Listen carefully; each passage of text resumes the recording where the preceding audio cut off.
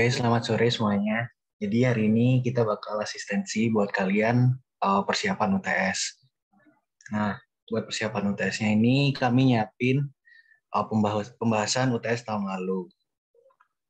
Jadi langsung aja ya. Ini UTS tahun lalu soal nomor 1. Jadi ketahui ada kolom tingginya 3 meter pada struktur rangka baja yang direncanakan memikul gaya tekan PU. Terus ujung atasnya itu dimodelkan berupa sendi dan ujung bawahnya itu berupa jepit. Kolom direncanakan akan dipilih dari dua alternatif ini. Yang pertama itu WF 200-105,58 sama siku ganda 100-107 dengan jarak bersih antar profilnya 50 mili seperti terlihat pada gambar. Dan pelat penghubungnya berjarak 500 mm dianggap kuat. Terus pertanyaan yang pertama, penampang manakah yang akan saudara pilih dan jelaskan alasannya dengan menggunakan perhitungan. Nah, jadi buat jawaban yang untuk menjawab pertanyaan yang A ini, kita cari dulu kapasitas tekannya. Pertama kita bakal ngecek kapasitas tekan buat WF 200-105,5 sama 8. Jadi step pertama yang dilakuin itu, jadi itu di soalnya Pak Muslinang, beliau tuh ngasih lampiran tabel profil baja. Nah, lebih baik pakai tabel profil baja yang dikasih sama Pak Muslinang di lampiran soalnya. Nah, ini di lampiran soalnya Pak Muslinang, profilnya kayak tabel profil bajanya kayak ini. Kita tinggal pakai aja, ntar didapetin hanya 200, B-nya 100, tebal webnya 5,5, tebal flange-nya 8, sama filletnya 11. Terus step 2-nya kita ngelakuin pengecekan tekuk lokal. Nah, pengecekan tekuk lokal tuh lebih kepada ngecek penampangnya itu langsing atau nggak langsing. Nah, buat ngecek langsing atau nggak langsingnya itu pakai acuan dari ini ISC 36016 tabel B4. Sebenarnya sama aja. Kalian bisa pakai di SNI. Kalau SNI pakai bahasa Indonesia, tapi ISC pakai bahasa Inggris. Cuma aku lebih prefer pakai ISC soalnya ada bookmarknya kayak gini, jadi tinggal ngeklik dong, jadi lebih cepat. Sebenarnya isinya sama aja. Beda dikit sih antara ISC sama SNI 129/2020. Oke, lanjut. Buat ngecek kelangsingannya, pertama kita ngecek pada elemen flats-nya dulu. Itu pertama kita nyari B per T. Nah, B-nya itu ini setengah lebarnya, terus T-nya itu tebal flange-nya. Nih, didapetin B per T-nya 6,25. Terus dibatesin, batasnya itu rumusnya 0,56 akar E per FY. Jadi kalau misalnya nilai B per T-nya melebihi 0,56 akar E per FY, dia tuh langsing. Sedangkan kalau misalnya B per T-nya kurang dari pembatasnya ini, dia itu nggak langsing. Nah, buat elemen flange-nya itu diketahui kalau nilainya dia lebih kecil, jadinya nggak langsing. Terus yang kedua ngecek pada elemen web. Nah, buat elemen webnya pakai rumus yang ini, H per TW, di mana hanya ini itu tinggi WF totalnya dikurangi 2 kali tebal flange-nya dikurangi 2 kali filletnya. Didapetin hanya sekian, terus dibagi tebal webnya. Didapetin H per TW-nya 29,455, terus kita cek terhadap batasnya 1,49 akar E per FY, didapetin angkanya 42, sekian. Nah, didapetin H per TW-nya itu kurang dari pembatasnya, jadi dia nggak langsing. Nah, terus step selanjutnya kita nyari rasio kelangsingan kolom. Nah, rasio kelangsingan kolom itu rumusnya ini LC per R, di mana LC itu K kali L. Nah, K ini effective length factor, di mana effective length factor itu bisa kalian lihat di sini. share screen aku ganti ke modul Pak Muslina nggak, teman-teman? Iya, Atau Kak. oke. Nah, buat nyari nilai K itu bisa dilihat di modulnya Pak Muslinang yang bab tekan. Nah, karena tadi soalnya itu sendi jepit, jadi kita pakai yang nilai KC yang ini. Nah, kalau aku makainya yang ini, nilai KC yang dianjurkan 0,8. Sebenarnya menurutku bebas kalian mau milih yang nilai KC teoritis atau KC yang dianjurkan, ntar dijelaskan di waktu ngerjain ujian dijelasin aja milih KC-nya yang mana. Nah, kalau aku pakai yang 0,8 buat jawab soal ini. Nah, terus di sini rasio kelangsingannya itu nggak boleh melebihi angka 200. Oke, lanjut. Nah, tadi kan tinggi kolomnya itu di soalnya itu 3000 mili. Terus kita nyari efektif lengthnya K kali L. Nah, K-nya itu 0,8. Terus kita cek efektif lengthnya terhadap arah X, arah Y, sama arah Z. Itu didapetin sama semua 2400 mili. Soalnya di arah X, arah Y, sama arah Z-nya itu nggak ada penopang lateral, jadi ya udah langsung K dikali L 0,8 kali 3000 didapetin 2400. Nah, terus diketahui juga jari-jari girasi profil IWF-nya itu terhadap sumbu X, atau Rx ini 82,4 mili, jari-jari girasi terhadap sumbu Y-nya 22,2 mili. Dapat rasio kelangsingannya, tadi rumusnya L per R. Untuk arah X, itu rasio kelangsingannya 29,126, untuk arah Y 108,108. Nah, kita ambil nilai yang paling besar, yaitu terhadap arah Y. Jadi, artinya kalau misalnya lambda Y-nya itu lebih besar, dia bakal nekuk ke arah sumbu Y. Nah, ini dia kurang dari 200, jadi memenuhi aturan. Lanjut. Nah, setelah nentuin rasio kelangsingan kolomnya, kita bisa nentuin kapasitasnya. Yang pertama, tekuk lentur atau flexural buckling. Pakai dari pasal E3. Oh ya, sebelumnya gini.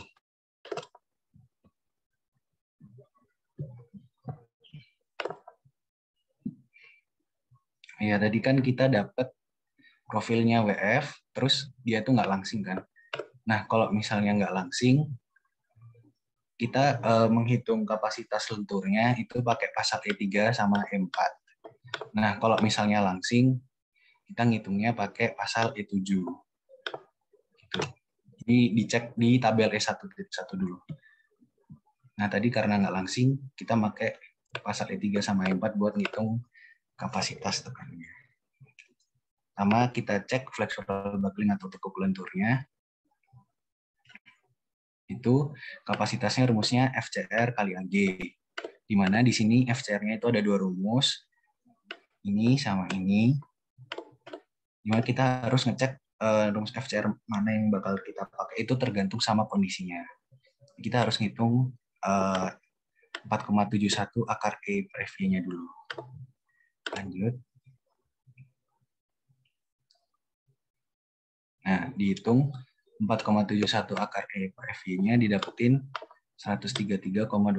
Nah, terus tadi rasio kelangsingan kolomnya dapat 108,108. Nah, karena rasio kelangsingannya kurang dari 4,71 akar E per FY ini, maka kita pakai rumus FCR-nya yang ini. 0,658 pangkat FY per FE kali FY. Tapi kan kita nggak tahu nilai FE. Nah, nilai FE itu rumusnya ini. FE rumusnya pi kuadrat E per rasio kelangsingannya. Dapetin sekian, 169, sekian. Terus bakal didapetin juga nilai FCR-nya sekian, 134,547. Nah, terus selanjutnya kita nyari luas efektif. Nah, karena si penampangnya tadi diketahui dia itu nggak langsing, karena nggak langsing, luas efektifnya itu sama dengan luas grossnya. Jadi didapetin ntar kapasitasnya AE kali FCR kali P didapetin. Jadi kita faktor reduksi atau P-nya itu pakai 0,9 kali AE-nya sama dengan AG itu 2716 dikali tadi FCR-nya dapat 134. Dapat kapasitas tekuk lenturnya 328,87 kN. Terus selanjutnya kita ngecek kapasitas tekuk torsinya. Kalau tadi tekuk lentur, sekarang kita ngecek tekuk torsinya pakai pasal E4. Nah, misalnya kita ngecek di ISC, di sini, kita milih yang double symmetric karena WF kan double symmetric. Jadi pakai rumus nyari FE-nya pakai rumus ini. Lanjut. Oh ya, kan di FE ini ada parameter-parameter kayak CW, J, IX, sama IE. Nah, kita cari dulu parameter-parameter ini. Pertama kita cari IX sama IE. Nah, IX sama IE kan udah ada di tabel profil baja, jadi tinggal input aja. Terus selanjutnya kita nyari nilai J. Nah, di sini tuh buat nyari nilai J itu kan rumusnya ini. Sig. J itu rumusnya sigma sepertiga BH pangkat 3. Nah, kalau misal buat profil WF,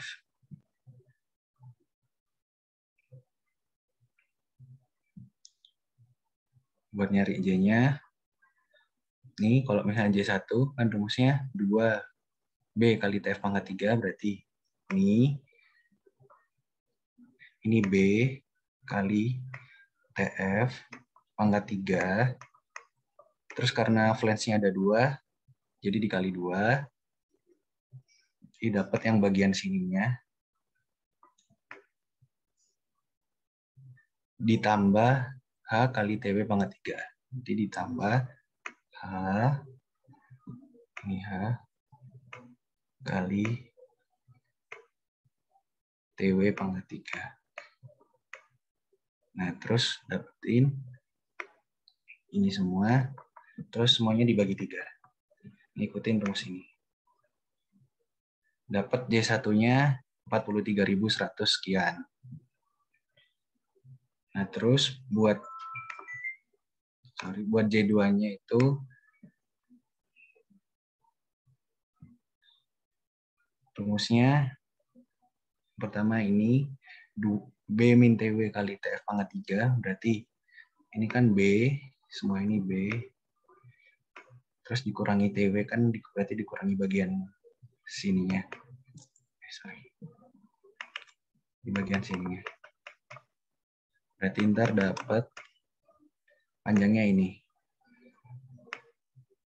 Dapat sisanya kan gini. Terus dikali TF pangkat 3. Ini TF-nya pangkat 3. Berarti kita dapat terus dikali 2 kan. Ntar kita dapat sisi yang ini.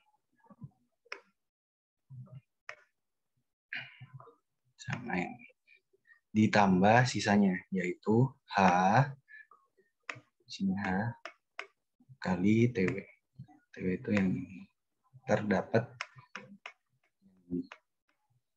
Terus dibagi 3. Terdapat J2-nya 43.300 sekian. Nah, nilai J itu diambil minimumnya dari J1 sama J2. Itu berarti kita ambil yang J1, 43.100. Oke.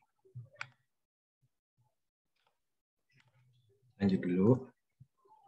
Terus setelah dapat nilai J, kita nyari parameter CW. Nah, ini CW-nya itu rumusnya ini. Diketahui CW itu bisa dipakai rumus IE H0 kuadrat per 4. Di mana H0 itu distance between centroid. Berarti yang H0 itu ini kan centroidnya flat. Ini centroidnya flat. Jadi dari sini ke sini. Berarti sama aja kayak H dan F sama aja kayak H-2 kali setengah TF. H0 itu sama aja kayak H-TF gitu.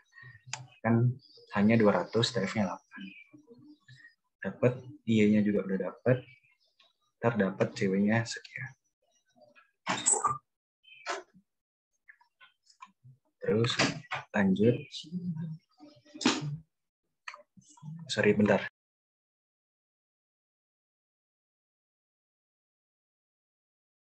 Oke, sorry. Lanjut.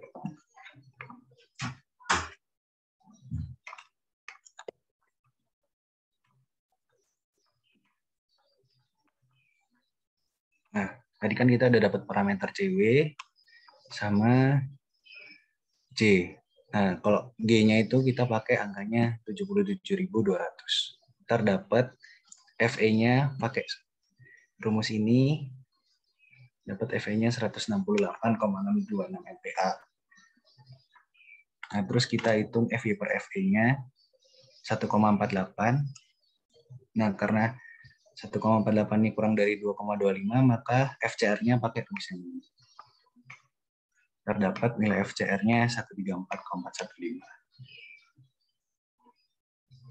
Nah, terus selanjutnya nyari luas efektif, tapi karena dia nggak langsing, jadi luas efektifnya sama kayak luas gross-nya. Terdapat kapasitasnya faktor reduksi kali luas efektif kali FCR, dengan luas efektifnya sama kayak luas gross, dapat kapasitas torsinya 328,563. Nah, biar konservatif, kita pilih kapasitas yang paling kecil, yaitu kapasitas torsinya berarti 328,563. Nah, karena kapasitas torsinya yang paling kecil, jadi dia jenis kegagalannya tekuk torsi. Oke, ini buat yang WF. Sampai sini dulu ada yang mau ditanyain nggak?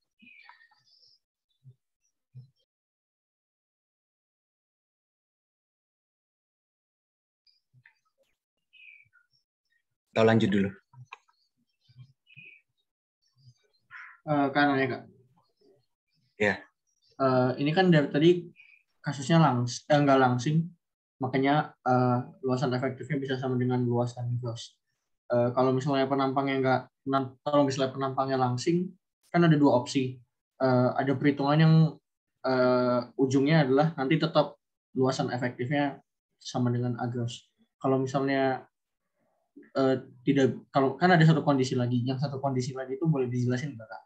Di mana AE-nya nggak sama dengan AG.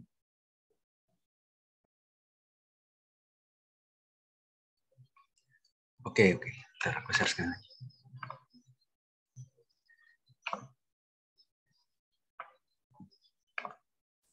Nah, kalau misalnya buat penampang langsing, itu kita pakai pasal yang E7.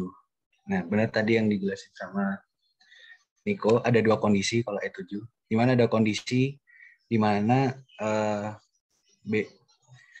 lebar efektifnya sama dengan kayak lebar awalnya, jadi ntar luas efektifnya tetap sama dengan luas gross. Tapi ada kondisi kedua, di mana ntar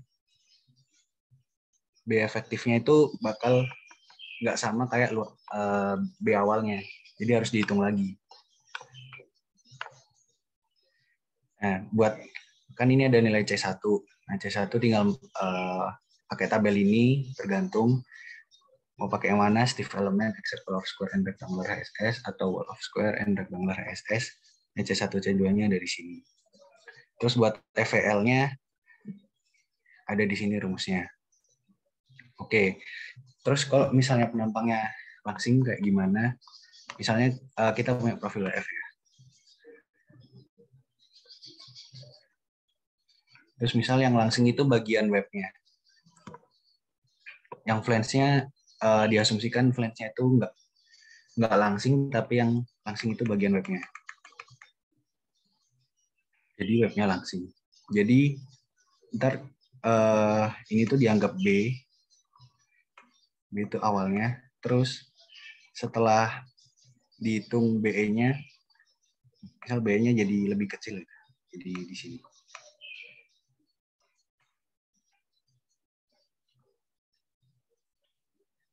Nah, ntar dapat AE-nya itu pakai rumus yang ini. Jadi AG, sorry, di sini tuh artinya AE sama dengan AG B min BE kali T. Nah, tadi kan B-nya udah dapat pakai rumus yang tadi. B-nya itu udah dapat dari tabel, AG udah dapat dari tabel. T-nya itu karena yang langsing itu webnya, berarti langsung pakai TW. Ntar dapat AE-nya.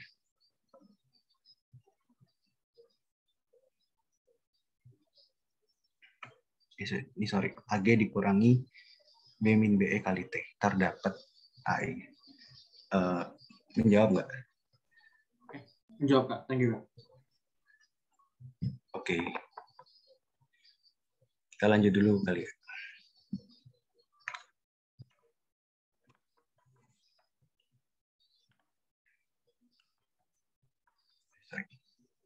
Nah, ini sekarang kita ke profil yang kedua. Itu siku ganda 100-107, terus jarak bersihnya itu 50 mili. Terus punya pelat penghubung berjarak 500 mm. Oke, jadi step pertamanya sama kayak tadi, kita cek di tabel yang dikasih sama Pak Muslinang, terus dapat HBT-nya sekian. Terus step selanjutnya sama kayak tadi, kita ngecek tekuk lokalnya, kita ngecek dia langsing atau enggak sih. Nah itu kita ngeceknya ini, B41. B41 yang nomor 3 buat siku. Jadi kita tinggal langsung pakai aja.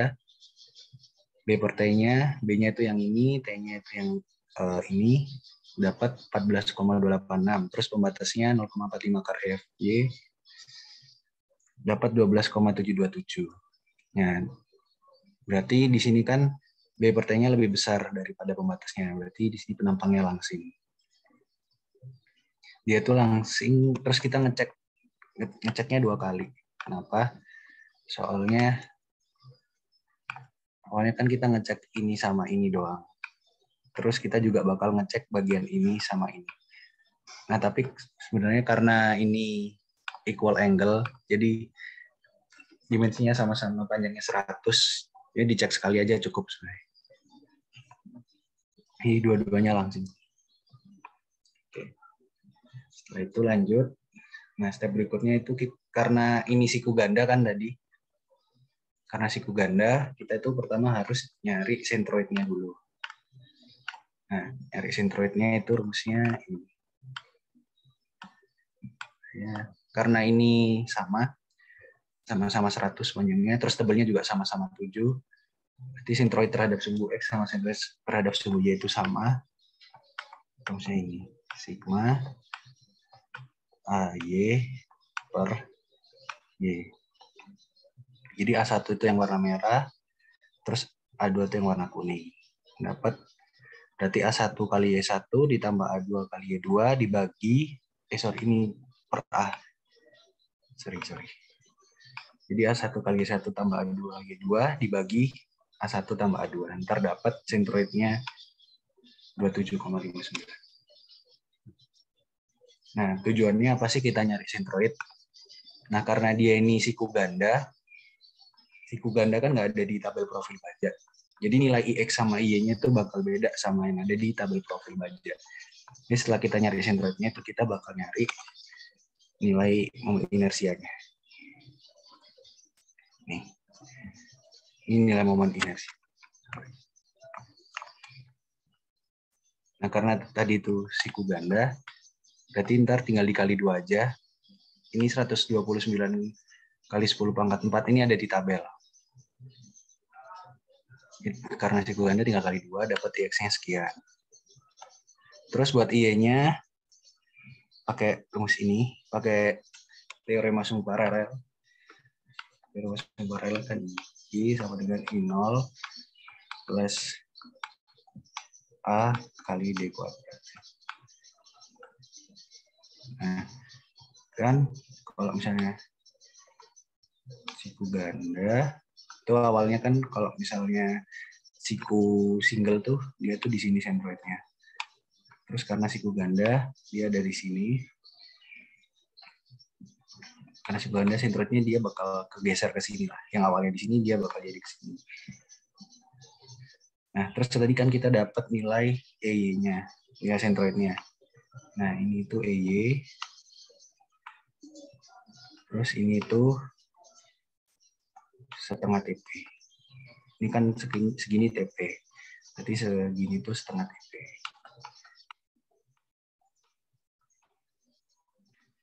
Kita bakal dapat nilai I yang baru. Karena ini siku ganda dikali 2. Terus nilai I nolnya dapat dari tabel profil. Terus dikali A kali D. Nah, hanya dapat dari tabel. Nah, D-nya itu ini, guys. D-nya itu ini. D-nya itu setengah TP tambah I kuadrat. Terdapat nilai I yang barunya sekian. Oke. Terus kita cari jari-jari girasi. Jari-jari girasi itu rumusnya akar I per A. Buat arah X dapat sekian. Buat arah Y dapat sekian. Oke, lanjut dulu. Kakak, tadi itu yang itu kan dipakai yang IE0-nya 129 kali 10/4 ya? Ya. Nah, itu tuh itu salah ketik atau gimana sih? Kayak IX-nya jadi sama dengan 2 kali 129 gitu. Itu gimana? Oh, ini nilai IX sama Y-nya. Kan dia ini kan sama-sama 100. Ini juga 100. Terus tebelnya juga sama dia. 7. Jadi nilai IX sama Y-nya sama.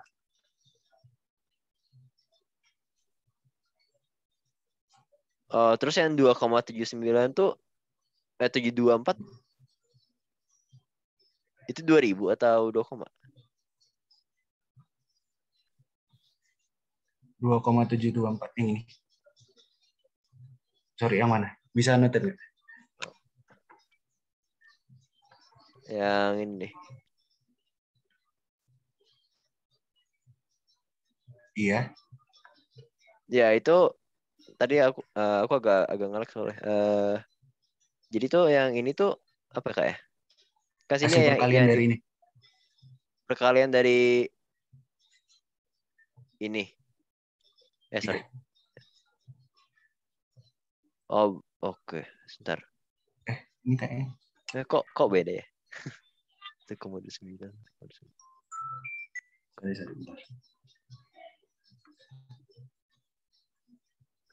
Harusnya 258 ya? 2 iya. Makanya kok itu angkanya. Ntar ya, aku cek dulu ya.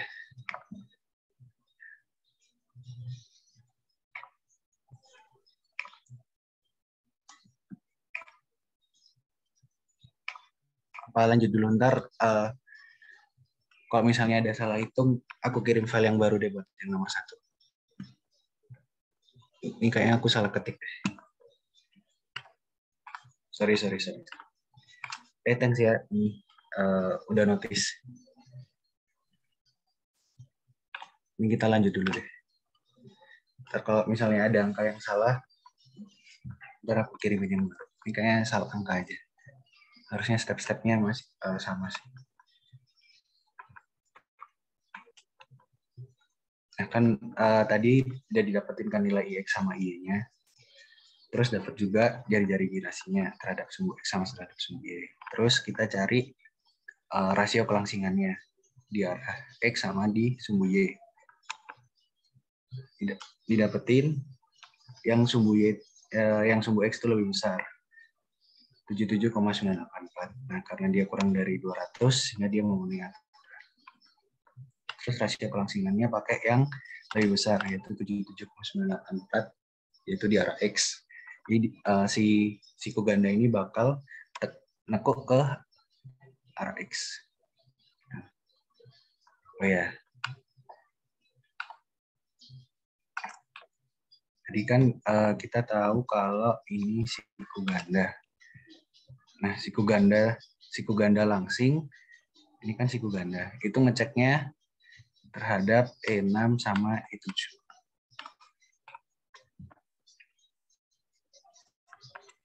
Oke, lanjut. Buat E6 itu kita pertama ngecek koreksi nilai rasio kelangsingannya. Kalau misalnya A per RI-nya kurang dari 40, rasio kelangsingan yang didapetin barusan tadi bakal sama dengan rasio kelangsingan. Rasio kelangsingan yang dipakai bakal tetap sama dari yang kita dapetin tadi. Tapi kalau misalnya A per RI-nya lebih dari 40, nilai rasio kelangsingannya bakal pakai yang baru. Nah, tadi kan kita dapetin nilai A-nya itu 500. Sorry, ini kata-katanya bukan diasumsikan, ini emang diketahui di soal. Kalau misalnya jarak plat penghubungnya itu 500 mili. Terus R-nya dapat 30,76, jadi A per R-nya 16. Nah, karena A per R-nya kurang dari 40, jadi rasio kelangsingannya tetap yang tadi kita dapetin, yaitu 77,98. Nah, terus baru itu kita ngecek kapasitas tekuk lenturnya. Sama yang pertama kita ngecek dulu 4,71 akar E per FE-nya dapatnya segini. Terus nilai kelangsingan kita tadi dapatnya 77, sekian. Karena kurang dari kita pakai rumus FCR-nya yang ini. Terus dapat nilai FE-nya ini. Terus dapat nilai FCR-nya 181, sekian. Nah, karena dia langsing, kita ngecek di pasal E7. Nah, di pasal E7 ini ada dua kondisi. Ketika lambda kurang dari lambda R, akar FE per FCR, sama ketika lambda itu melebihi nilai ini. Terus kita hitung. Nah, lambda ini didapetin dari nilai B per T tadi. Nilai B per T-nya. Terus lambda R diambil dari batas yang ada di tabel. Dapatnya 12,727. Nah, terus kita hitung lambda R akar FE per FCR-nya dapat 14,954. Tapi lambda yang kita hitung B per T tadi dapatnya 14,286. Nah, karena lambdanya itu kurang dari ini, maka BE sama dengan B. Nah, kalau misalnya B sama dengan B, maka AE sama dengan AG. Oke. Sudah didapetin nilai AE sama dengan AG, terus kita nyari nilai FE.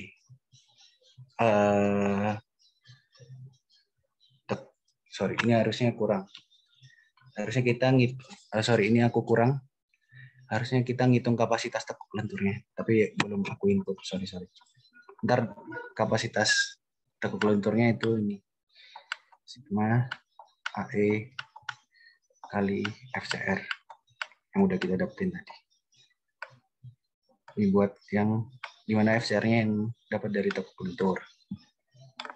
Oke, lanjut dulu.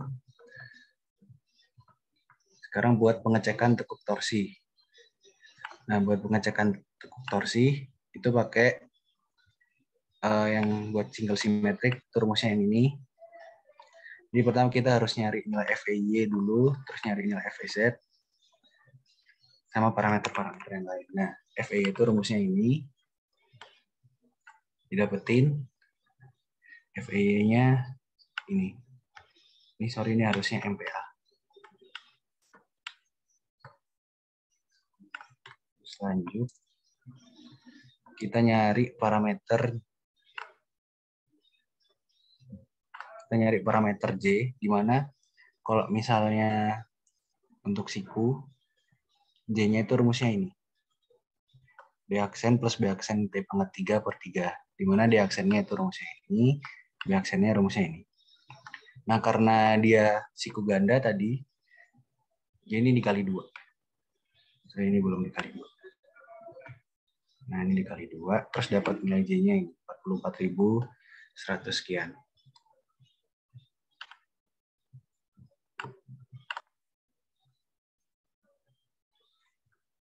Nah, terus kita nyari nilai R0 kuadrat. Nah, R0 kuadrat itu rumusnya X0 kuadrat plus Y0 kuadrat plus IX plus Y per AG. Nah, X0 kuadrat sama Y0 kuadrat ini apa? Jadi, kalau misalnya kasusnya siku ganda, itu X0 itu sama dengan 0. Dan kalau Y0 itu jarak antara center of gravity sama shear center. Itu dapat Y0 ya. Nah, kan udah dapat X0-nya 0, Y0-nya segini. Y0 itu berarti ini.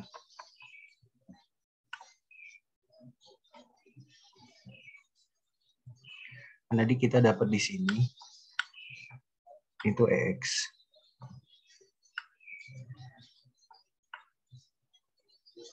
Dari sini ke sini itu DX.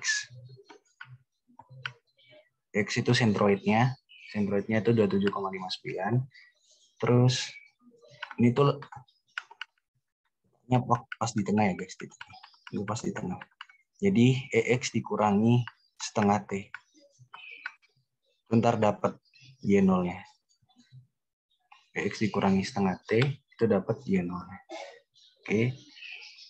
Si X sama Y-nya, sama AG-nya udah kita dapetin tadi. Terus dapat R0 kuadratnya nilainya sekian.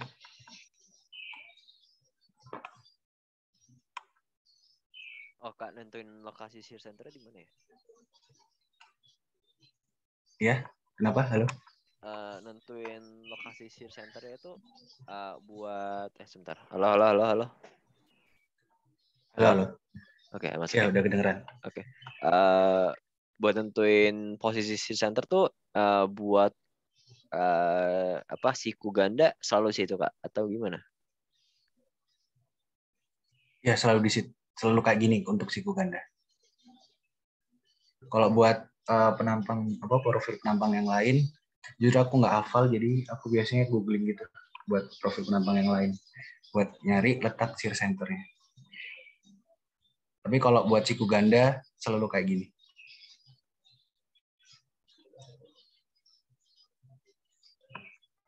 Gimana yang lain? Sur atau Felix? Bisa bantu nggak? Oh, aku mau nambahin shear center. Jadi sebenarnya, suaraku kedengeran kan? Masuk, Kak. Oke, sebentar. Jadi sebenarnya tuh shear center itu apa ya, materinya di S2 dan kayaknya belum layak lah kalau disajikan di S1 gitu. Tapi intinya shear center itu apa ya? Oh, sebentar aku share screen-nya. Bisa bentar nggak?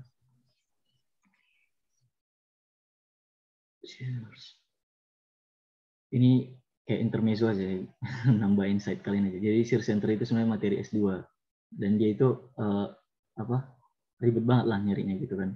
Harus dicari semua properties penampangnya gitu. Jadi kalau untuk kalian gunainnya pakai yang rumus-rumus yang ada di internet gitu aja.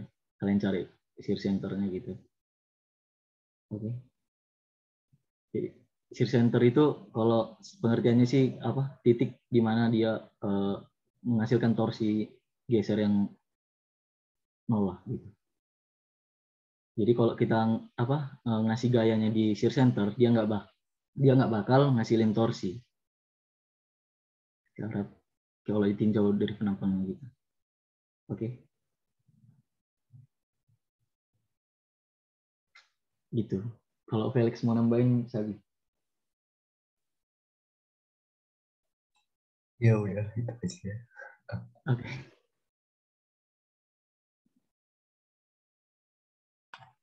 Gimana tadi yang tanya terjawab? Oh, berarti nanti pas kalau misalkan ada yang soal kayak gini, misalkan ya buat penampang WF gitu nanti gimana tuh? Atau gimana? Oke. Kalau saran aku sih disiapin aja dulu kayak, maksudnya kalian cari ya minimal L, yang angle kan udah tahu yang L kan. Nah, yang UF dicoba cari sebelum ujian aja. Yang minimal itu L, IWF, sama channel.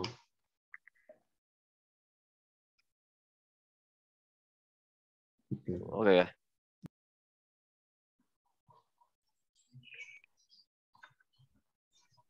Oke. Lanjut lagi ya guys.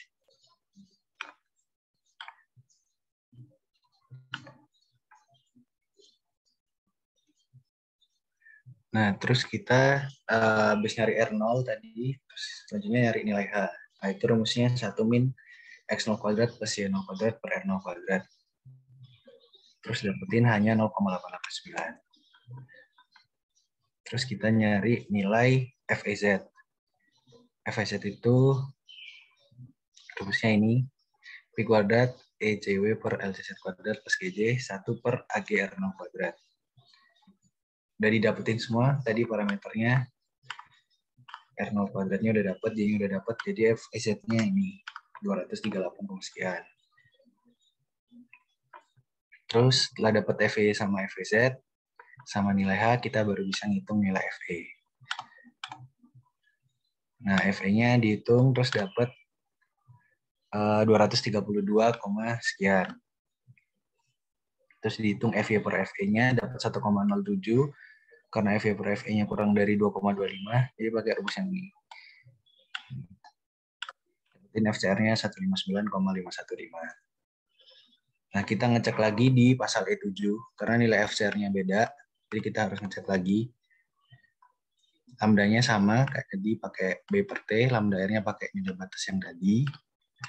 Didapetin, lambda R akar FE per FCR-nya itu 15,934.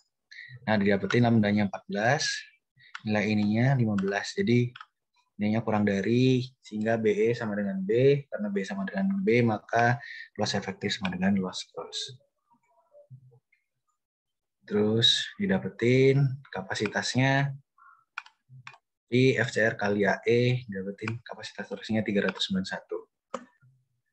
Nah, tadi buat yang lentur itu harusnya kapasitasnya 443,9. Terus buat yang torsi 391,067. Dipilih yang paling kecil. Sehingga kegagalan buat siku ganda ini kegagalan torsi. Karena dia memiliki kapasitas yang lebih kecil dibandingin yang lentur. Nah, buat jawab pertanyaan yang A, jawab aja ya, sesimpel dari hasil perhitungan didapatkan kapasitas yang lebih besar itu siku ganda. Sehingga penampang yang dipilih adalah siku ganda. Kalau kemarin waktu ujian jawabnya kayak gitu. Alasannya berdasarkan dari hasil perhitungan aja.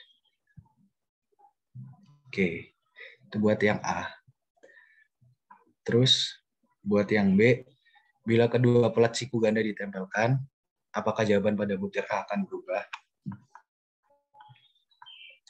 Nah, itu cara jawabnya gini. Jadi yang awalnya gini, jadi kayak gini.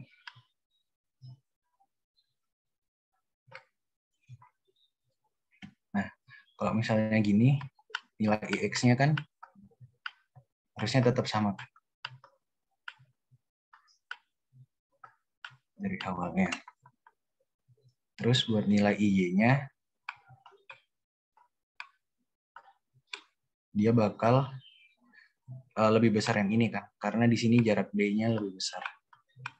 Kalau misal di sini sentroid awalnya, ini D. Karena D-nya ini lebih besar, maka di sini IY-nya bakal lebih besar yang kiri. Nah, jadi yang jadi pertanyaan adalah apakah di sini IY tetap lebih besar dari X?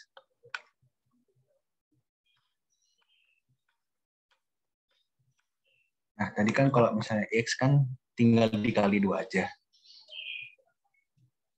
2 kali IX kalau misalnya siku single. Jadi buat nyari IX buat siku ganda, itu tinggal dikali 2 aja dari nilai IX yang buat siku single. Buat siku tunggal. Nah, tapi kalau buat IY, dia tetap rumusnya ini. Nggak dikali 2 aja, tapi dia tetap ditambah ini guys. Y0 AG. Nah, ini kan AG dikali D kuadrat. Nah, D-nya itu apa? D-nya itu tetap ini. Jarak dari sini ke sini. Sorry. Jarak dari sini ke sini. D-nya. Nah, nilai I bakal tetap lebih besar guys daripada IX. Jadi jawaban pada butir A itu nggak akan berubah. Si siku gandanya bakal tetap menekuk di sumbu X-nya. Jadi jawaban A nggak akan berubah. Alasannya ya karena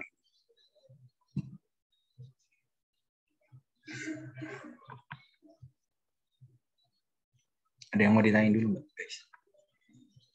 Buat yang soal B.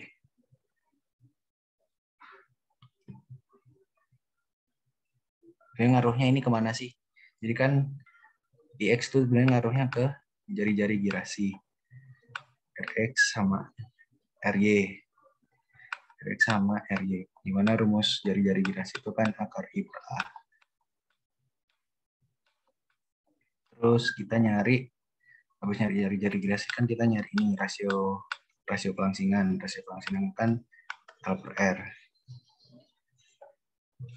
Terhadap sumbu X sama terhadap sumbu Y.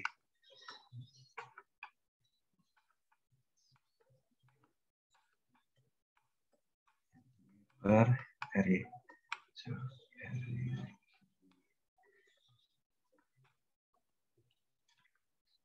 Nah, tadi kan buat jawab soal yang tadi kan kita pakai rasio kelangsingan di arah X atau lambda X-nya. Soalnya dia lambda X-nya nilainya lebih besar.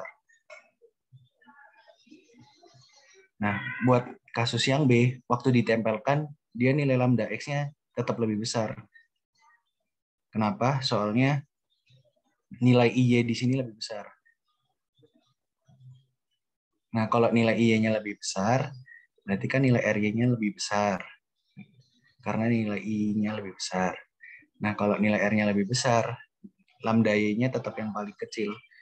Rasio kelangsingan terhadap sumbunya tetap yang paling kecil. Jadi, nilai yang dipakai tetap lambda X. Soalnya lambda X-nya nilainya tetap lebih besar. Jadi sebenarnya nggak ngaruh apa-apa buat jawaban pada butir A.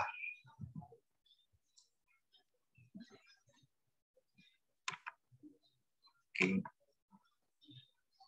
Aman ya. Kita lanjut dulu ke jawaban C.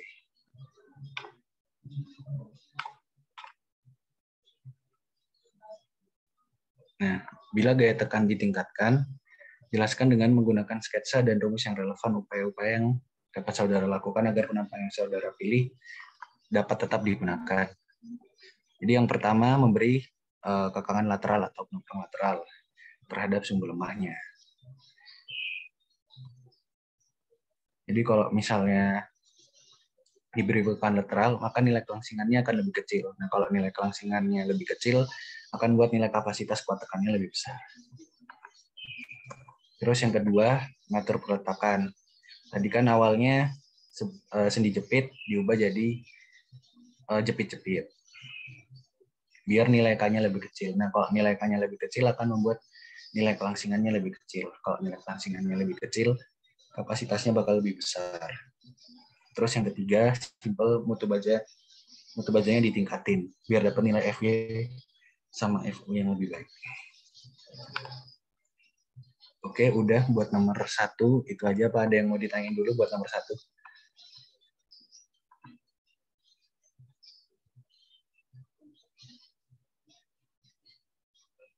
Oke, kalau misalnya nggak ada, buat jawab soal nomor 2 aku serahin ke Skran.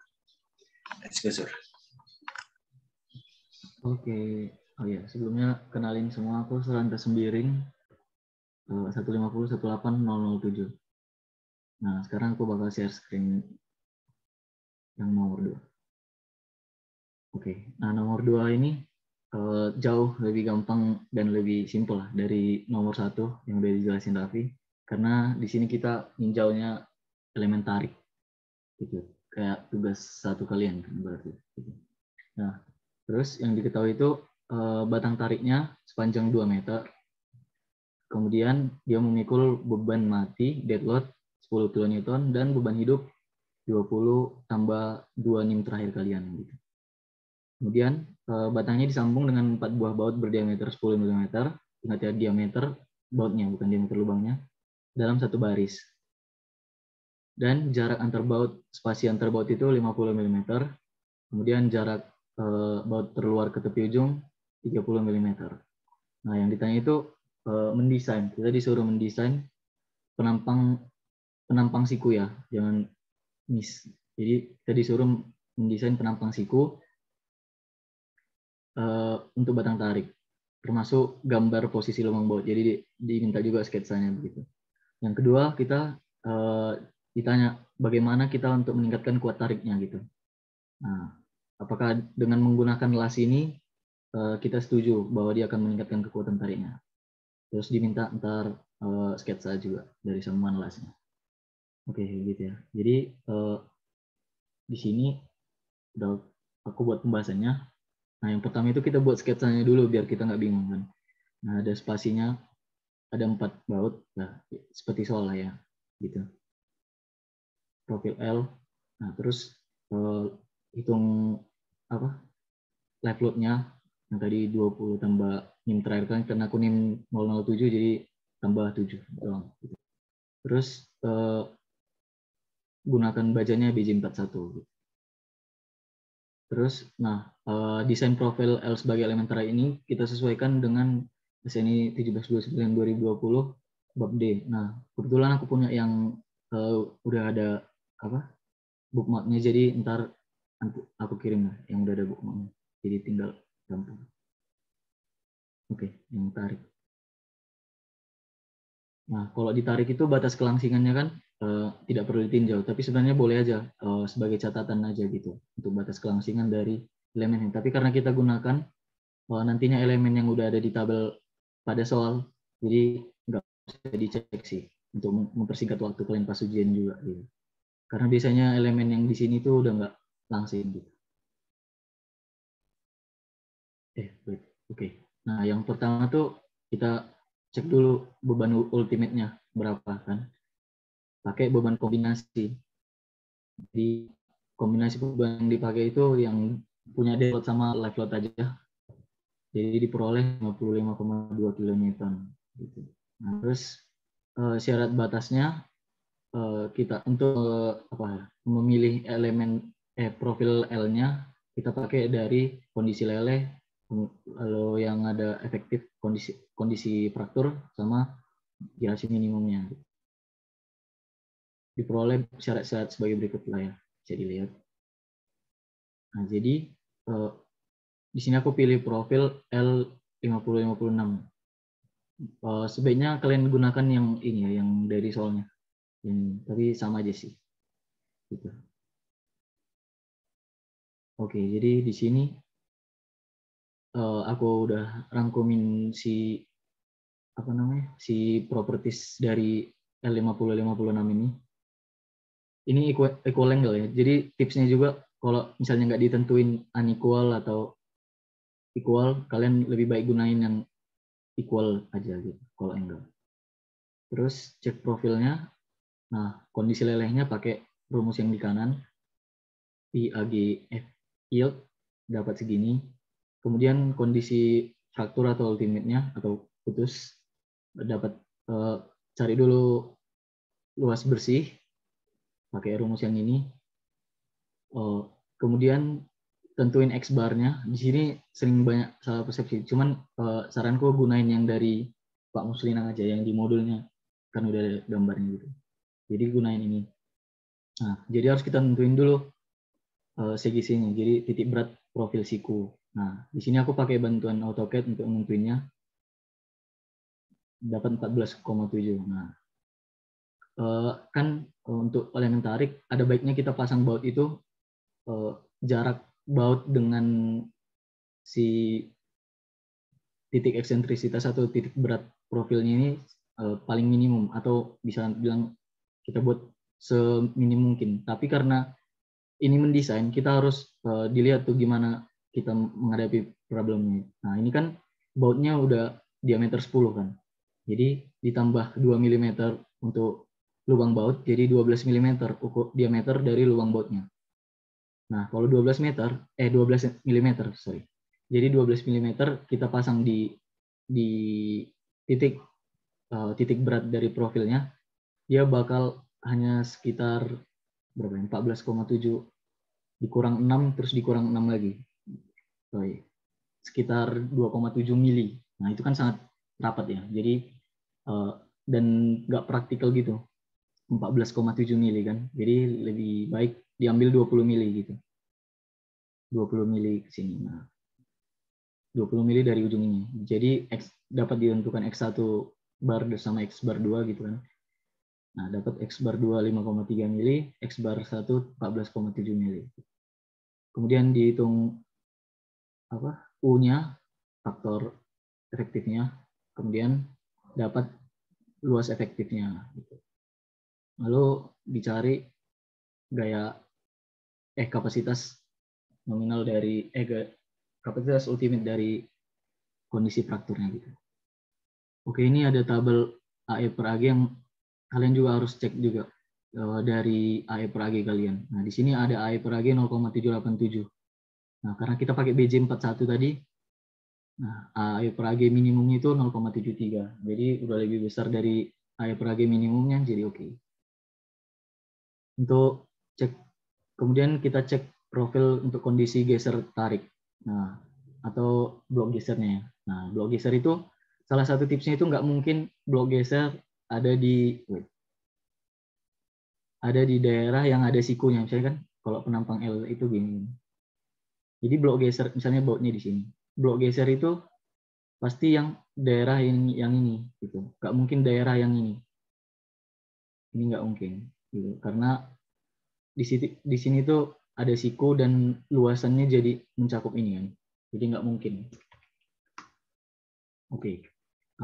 Misalnya untuk profil lain juga begitu. Misalnya untuk WWF, dia nggak mungkin, misalnya bautnya di sini, ya udah tinjau aja blok geser yang ada di sini gitu. Jangan yang ini gitu. Oke. Nah, blok geser itu lebih baik ditinjau secara memanjang. Jadi aku ilustrasiin daerahnya doang. Jadi ke belakang itu tebal dari profilnya. Oke. Dicari ANT, AGV, ANV. Yang ini untuk tarik. Untuk tarik itu misalnya ini arah ke sini dan ke sini dan gaya tariknya. Jadi yang ditarik itu daerah yang ini. Daerah tariknya. Terus yang gesernya, yang partikularnya yang sebelah sini. Ini geser. Geser. Nah, untuk yang N jangan lupa dikurangi jumlah baut dikurang setengah. Oke.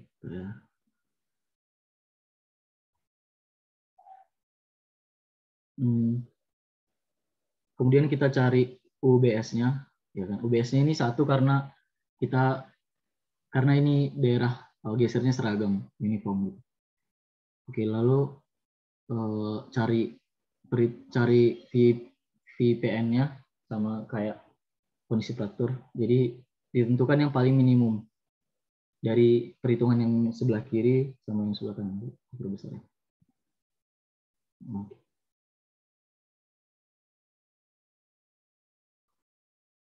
Oke, jadi di sini aku buat kesimpulannya, kondisi yield, fraktur, sama gesernya, shear blocknya segini, dan didapat kapasitas paling minimumnya itu 126,99 kilonewton.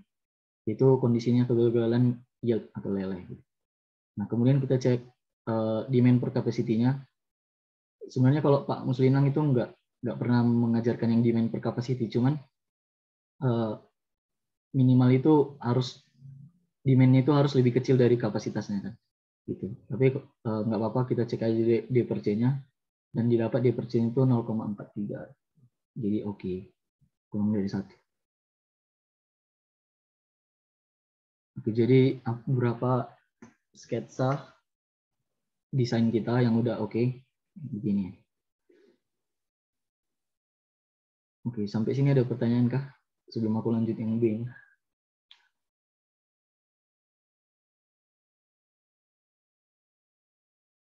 Aman lah ya, tarik gampang.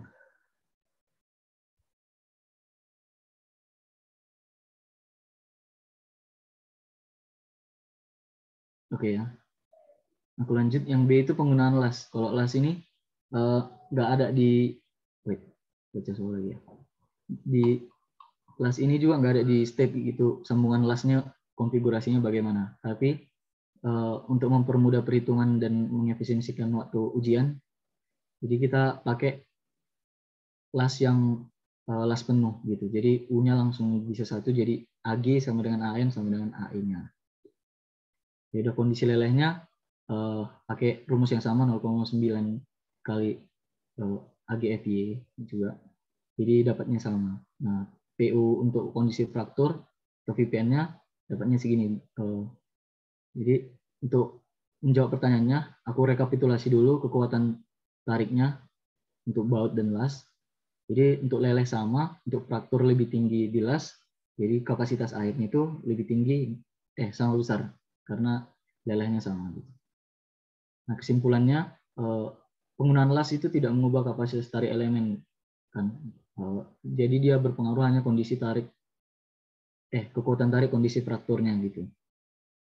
Nah, karena apa tadi kita gunakan las penuh, jadi kalau ditinjau secara biaya dia bakal lebih besar kan dibandingkan sambungan baut yang hanya 4 baut gitu.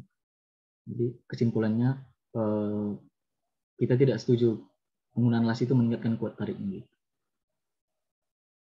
Oke. Oh ya, jangan lupa tadi sketsanya juga diminta. Gitu. Ada pertanyaan soal nomor 2?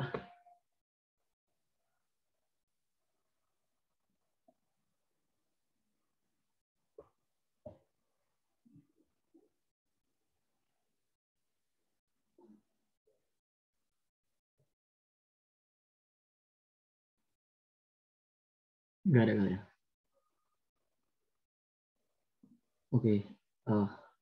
Sekian untuk soal nomor 2 elemen tarik. Karena mengingat waktunya udah jam 6, udah jam maghrib gitu ya. Untuk buat yang maghrib boleh dipersilakan saja ya, bebas. Jadi lanjut ke Felix.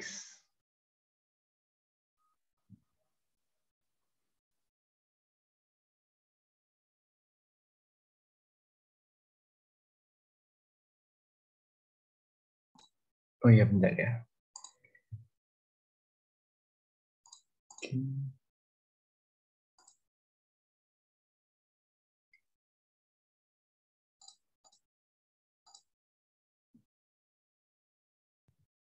Nah, jadi yang untuk yang soal nomor 3 itu, karena nomor 1, 2-nya udah cukup banyak, jadinya yang soal nomor 3 itu relatif singkat.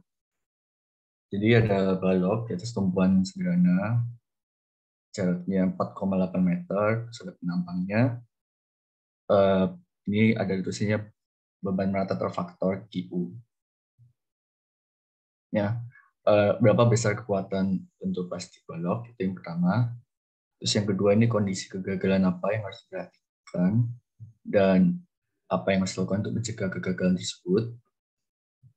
Yang ketiga itu berapa besar beban merata yang dapat dipikul balok tersebut.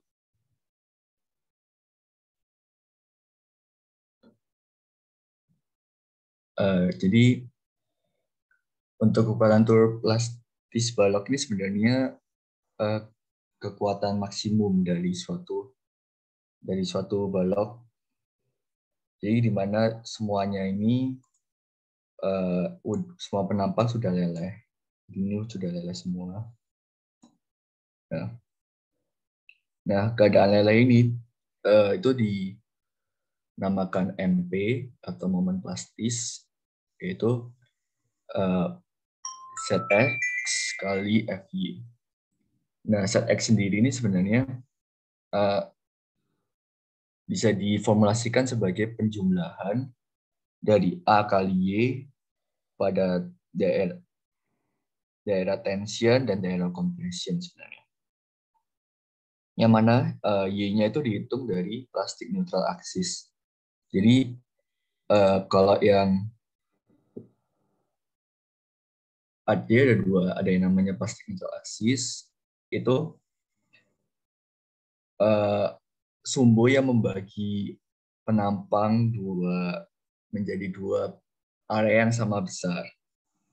Jadi untuk yang penampang simetris itu sama dengan center of gravity. Tapi kalau misalnya penampangnya L kayak gini, ini harus dihitung terlebih dahulu. Nah, cara hitungnya, jadi kita misalnya aja, misal di sini itu PN-nya atau plastic neutral axis-nya. Terus ini X, kita bisa ini X gitu. X, ini tingginya berapa ya, hitung sendiri. Nanti kita hitung luas yang bawah sama dengan luas yang atas. Jadi ketemu X-nya berapa itu jadi Y-nya. Gitu.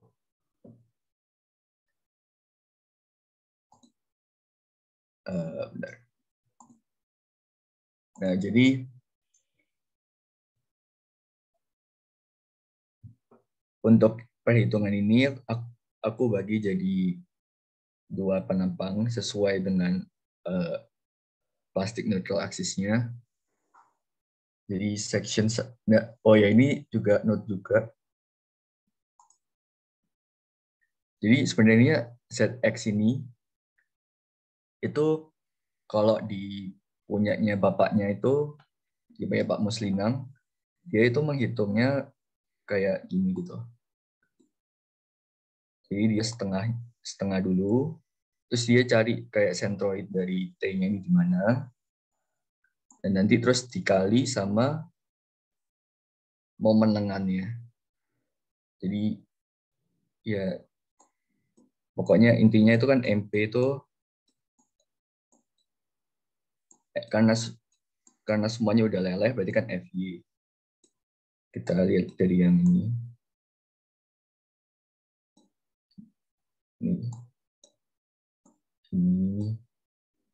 Ini. Nah, ini pokoknya ini dikali sama lengan momennya gitu. Nah, kalau dari cara bapaknya dia cari dulu nih centroid dari T-nya ini berapa. Jadi ini dapat T-nya, misal centroidnya di sini. Nanti tinggal dikaliin sama jarak dari atas ke bawahnya. Nah ini setelah saya cek, jadi set X ini bisa dapat dua nominal untuk yang IWF ini. Jadi untuk yang aku kerjain di sini itu section satunya tuh yang ini, section 2-nya yang sisanya ini.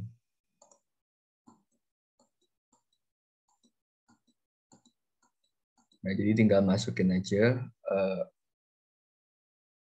B-nya itu untuk yang section 1 itu 6,5, jadi tebal webnya.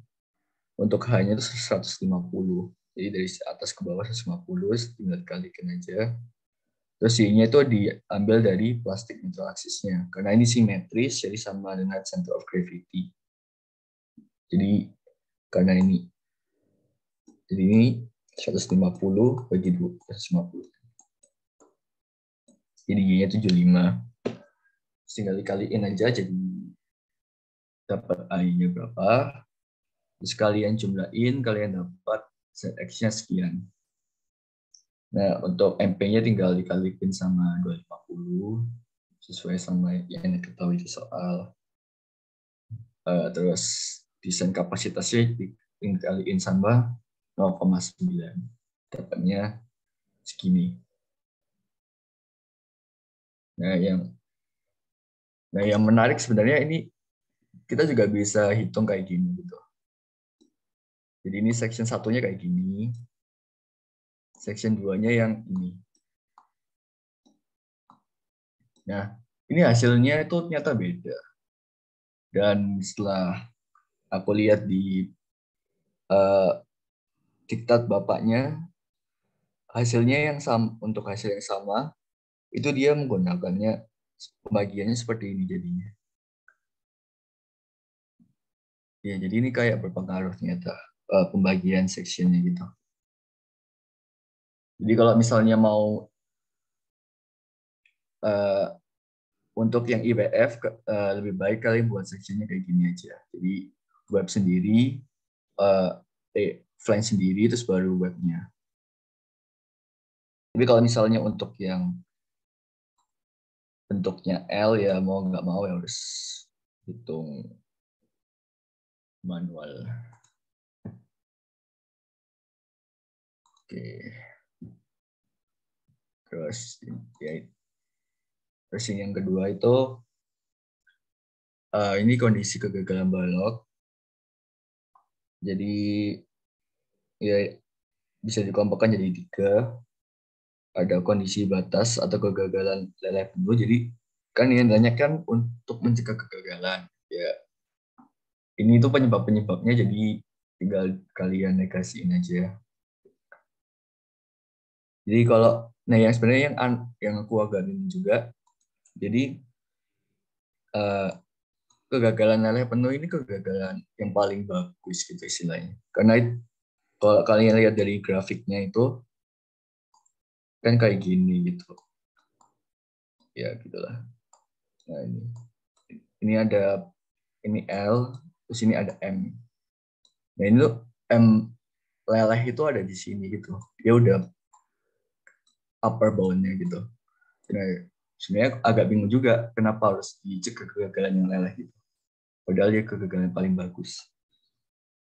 Karena kapasitasnya yang paling besar dibandingkan yang tekuk lokal dan tekuk torsi lateral biasanya. Jadi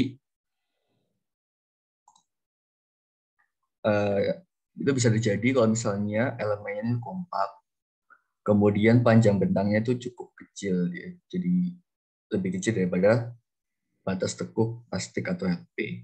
Ini dari diktat bapaknya. Kemudian kondisi batas kegagalan lokal itu bisa terjadi kalau misalnya tulang singannya berada di antara kelangsingan pelat sayap atau badan berada pada zona tekuk inelastik. Kemudian kelangsingan pelat sayap berada pada zona tekuk elastik.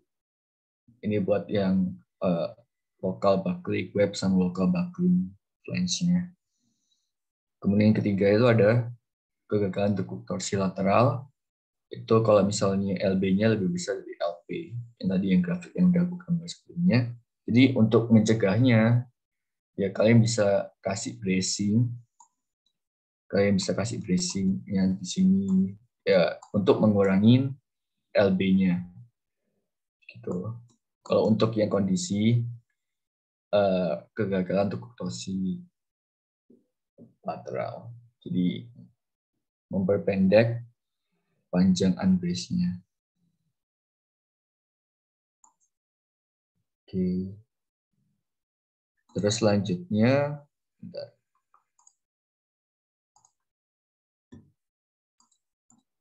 Nah, yang selanjutnya cuma beban merata yang dapat dipikul oleh balok.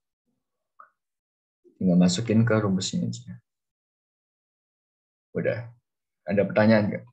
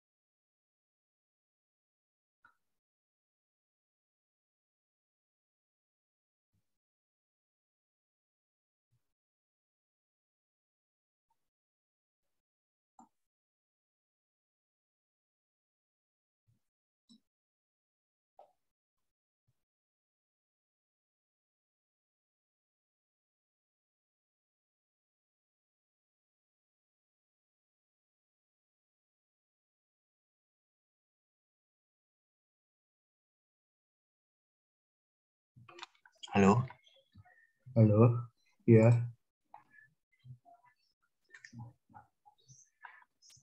Jadi kalau buat kerjaan UTS tuh karena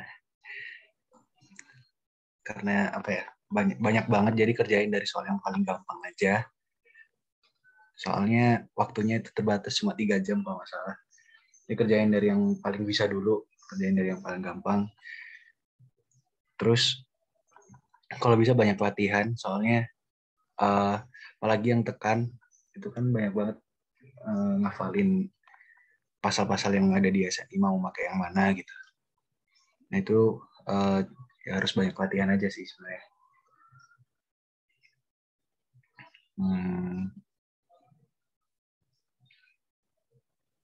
Ini beneran nggak ada yang mau nanya.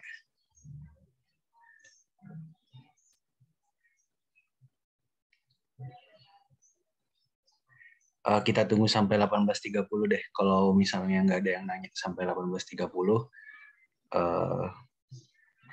mungkin kami akhirin aja. Mungkin kita akhirin aja ini asistensinya.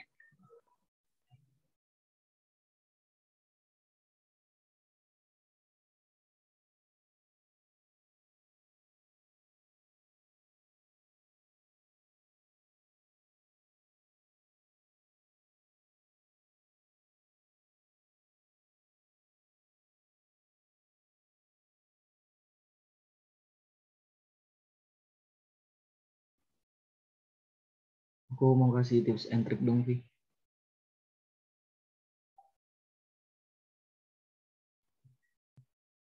Kenapa, Sir? Gue mau nambahin sesuatu. Sok, Sir. Oh ya, apa ya? Kalau aku nggak salah ingat, ya UTS tahun lalu tuh sangat berbeda lah dari UTS 2 tahun lalu. Jadi kalau menurutku kalian pahamin konsepnya, jangan kalian pahamin cukup di satu soal gitu. Kayak 2 tahun lalu hampir nggak ada penampang langsing, kalau di tahun lalu kan banyak penampang langsing tuh gitu. Jadi karena diperbolehkan buka SNI, kalian baca-baca SNI-nya gitu, termasuk yang mungkin nggak dipelajarin juga ya di kelas, siapa tahu berguna. Terus jangan lupa siapin SNI yang udah ada bookmarknya, sangat penting. Gitu. Kasih aja, Sur, SNI lo yang udah ada bookmarknya. Iya, ntar gue kasih.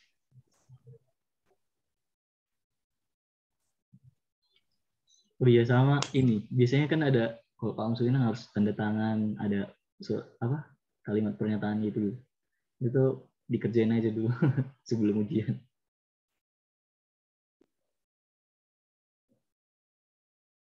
Gitu.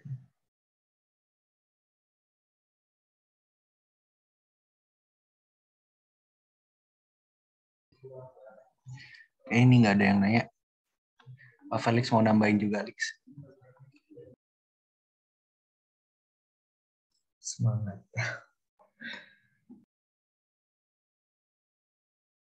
Oh iya, tugas lenturnya kan itu dimundurkan deadline-nya jadi Jumat. Jadi apa ya? Setelah kalian UTS lah. Tapi coba kalian cicil aja, siapa tahu soalnya dari tugas lentur.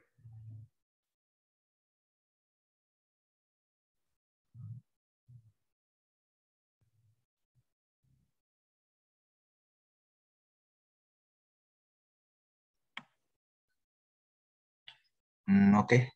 Kalau misalnya udah nggak ada yang mau nanya lagi, kita akhirin aja meet-nya hari ini. Terus ntar file tadi pembahasan UTS sama file SNI yang udah di bookmark, sama mungkin ada yang mau minta ISC, ntar gue kasih lewat ketua kelas aja deh. Oke, ya udah guys, makasih yang udah datang. Kita akhirin. Oke, selamat malam guys.